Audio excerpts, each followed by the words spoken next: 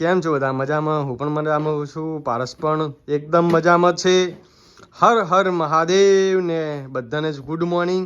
તો સવારના 10 વાગી ગયા છે ને તમે સવારમાં જોયા કે કોણ કેટલા વાગે જાગે છે? જાગીને કોમ કરું મહત્વનું, જેટલા વાગે જાગ્યા ને એ મહત્વનું નહીં. તો આપણે રોજ રૂટીન ટાઈમ આપણો 5 વાગે ઉઠ્યા કેટલું કામ કર્યું? 3 વાર PUBG માં ચિકન ડિનર લીધું. હા, PUBG ને એક વાર ફ્રી ફાયર માં ચિકન. હું સવારનું ઉઠીને 7:30 વાગે ઉઠીને કેટલું કામ કર્યું તમને બતાવો?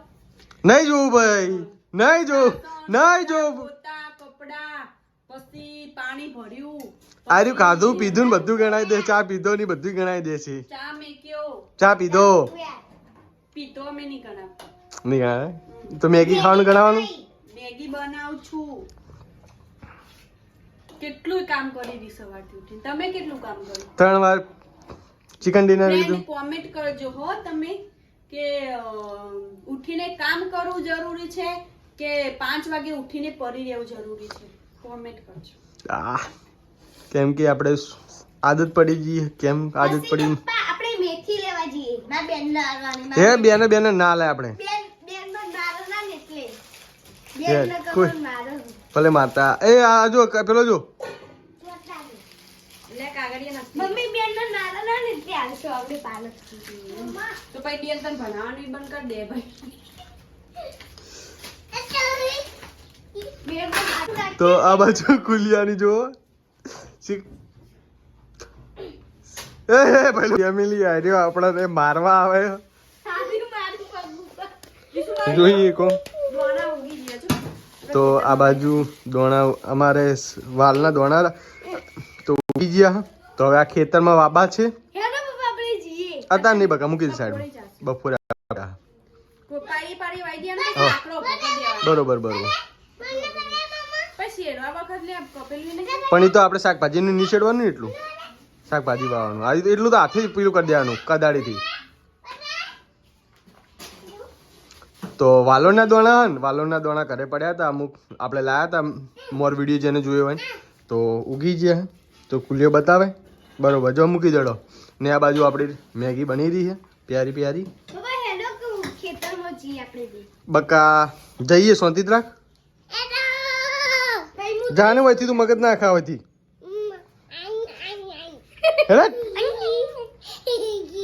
જંગલી હો તમે બિસુડી. જંગલી. તો ફેમિલી જોઈએ કો આપણે કોમેડી વિડીયો ઉતારવા આવ્યા હતા. રોજનું એક જ લોકેશન થઈ ગયું. કેમ આજ જાવ તું ખેતર પછી આવી ગયા મહેમાન એટલે કંઈ એવું થઈ જાય. કોક વાર આપણે વિચારી દઈએ મોટું. વાત તો પાછું ફ્રી વહેલા થઈ ગયા હતા ને વહેલા વિડીયો જાવ તું ખેતરમાં બ્લોગ અસલ મસ્ત બનાવશો. પણ આપણું રોજ પોપટ જ થઈ જાય ને. એક તો વળી 1 કલાક હાડી પહેરવામાં થાય 1 કલાક નહીં થયું તો કેટલી વાર થઈ? હા 5 મિનિટમાં પહેરી. શું બોલી? આ કોને આવું કર્યું? વિસુડી આ બહુ નોખી.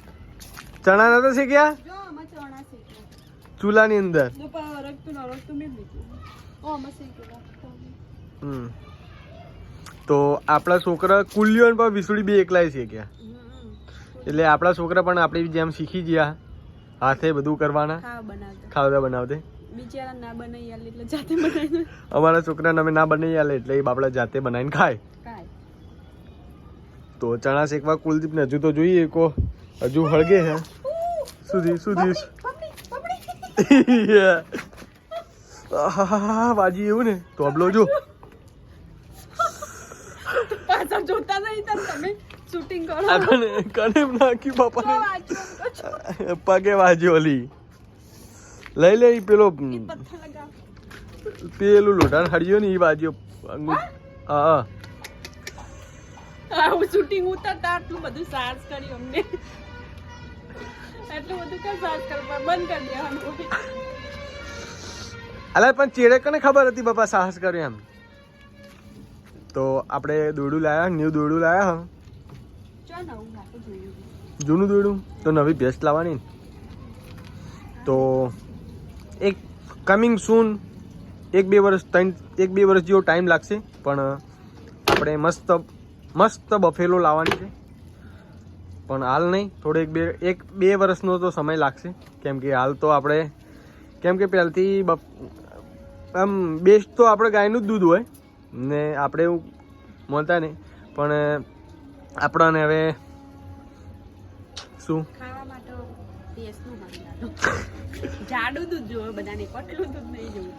બાકી બેસ્ટ આ આખું વર્લ્ડનું બેસ્ટ દૂધ હોય ને તો ગાયનું દૂધ, પણ અમને પહેલથી જ ભેંસનું દૂધ ખાધેલું હતું. હવે ગાયનું દૂધ થોડું પીલું પડે. બાકી બાકી એટલે ભેંસ આપણે લાવી છે, પણ હાલ નહીં, થોડો 1-2 વર્ષનો સમય લાગશે. ને અહીંયા પહેલાં મસ્ત ઓયડી કરવાની છે એક, ને ભેંસ માટે પણ સારી એવી સુવિધા કરવાની છે, પછી લાવી છે ભેંસ. સુવિધા વગર કશું કોઈ પણ જાનવર ના લાવાય. વરસાદ, પાણી, ઠંડી, ગરમી કોઈ પણ સમય હોય ને તો સુવિધાનો મેન કેટલો ફરક પડે?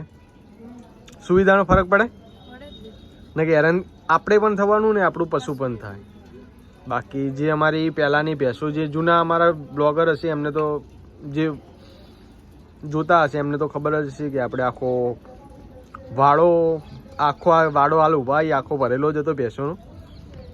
4-5 ભેંસો, 2-3 પાડીઓ, પાડો પણ આપણો હતો. એનું નામ શું હતું? પાડાનું નામ આપણું તિલક, ને એની મમ્મીનું નામ ટીલું. તો જે 2 દિવસ મોર વિડીયો હતો એમાં તમે જોયું જશે આપણું ટીલું બહુ જ દુબળી પડી ગઈ. ને આપણા તો કંઈ વાંધો નહીં, ચલો. તો હવે જોઈએ કો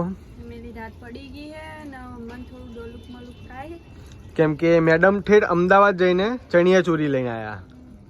અને હવે આ જે ભાણી અત્યારે આવી હતી તો એ ભાણી પણ સેમ પ્રાઇઝમાં બેસ્ટ ચણિયા ચોરી લઈને આવી છે. હવે મન પારસનું લલચાવા માંડ્યું, એ જ સેમ પ્રાઇઝ ને પણ બેસ્ટ ચણિયા ચોરી. તો હવે પારસનું મન ડગુમગું થવા માંડ્યું. પારસને પણ એવી ચણિયા ચોરી લાવી છે, એટલે હવે એના આપણા 2-3 દિવસ હેરાન કરશે. એને આ હસી બધાને એવું લાગતી છે કેટલી માસૂમ, પણ આ હસી એકદમ રાક્ષસી પ્રવૃત્તિની હસી છે ને એવું લાગે મને.